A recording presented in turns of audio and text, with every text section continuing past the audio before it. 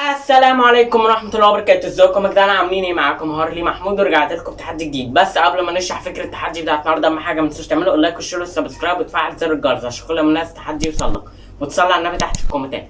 طب يا جماعة فكرة التحدي بتاعت النهارده هو تحدي الأسئلة نعم أو لا. معنى إن أنا مثلا هيطلع لي سؤال وأنا المفروض أقول نعم أو لا. يعني مثلا طلع لي سؤال وأنا فعلا عملت الحاجات دي أقول نعم، طلع لي سؤال وأنا فعلا ما عملتش الحاجات دي يبقى هقول لا. زي ما انتم شايفين معانا اول سؤال بيقول لك هل سبقت انك فاجأت شخص بمفاجأة كبيرة؟ يعني انا قبل كده عملت لشخص مفاجأة كبيرة؟ ايوه نعم. 85% يا جماعه، يعني في ناس في 85% عملوا مفاجأة كبيرة.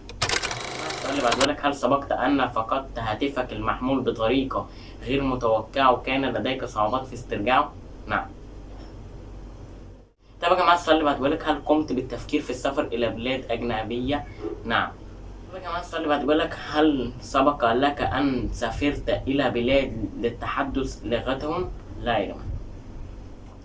طب يا جماعة السؤال اللي بعد بيقول لك هل سبقت أن كذبت لتخلص من موقف محرج؟ يعني أنا كذبت قبل كده عشان أتخلص من الموقف المحرج ده؟ الصراحة 20% بس. طب يا جماعة السؤال اللي بعد بيقول لك هل سبقت أن نسيت اسم شخص لتعرفه جيدا في موقف محرج؟ يعني أنا في شخص نسيت اسمه وأنا أعرفه كويس. بس لا 49. طب يا جماعة السؤال اللي بعد بالك هل قمت باليوم بتجرب طعام غريب؟ لا. طب يا جماعة السؤال اللي بعد بالك هل غشيت في اختبار ما؟ يعني أنا غشيت في اختبار. بص هو اختبار يعني أكيد غشيت، هو قصده اختبار بامتحان. بص هو أنا غشيت يعني كلنا. طب يا جماعة السؤال اللي بعد بالك هل تخاف من الظلام؟ يعني أنا بخاف من الضلمة. بص يعني مش أحيانا، يعني مثلا بص هو أنا دي هتحدد اجابتها على حاجتين. يعني مثلا لو انا قاعد لوحدي في الشقه والدنيا ظلمت هخاف، لكن لو معايا حد في الشقه والدنيا ظلمت لا مش هخاف. فالسؤال ده هو مش محدد هو قصده ايه، فانا هختار ليه.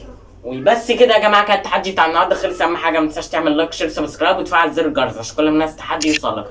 ولو ما شفتش تحدي خمن اسم الفاكهه من الايموجي الجزء السابع هتلاقيه تحت في الديسكريبشن. وقولوا لي يا جماعه لو عايزين تحدي اسئله تاني بس تكون اسئله صراحه، قولوا لي في الكومنتات وانا هعملها على طول. بس كده سلام.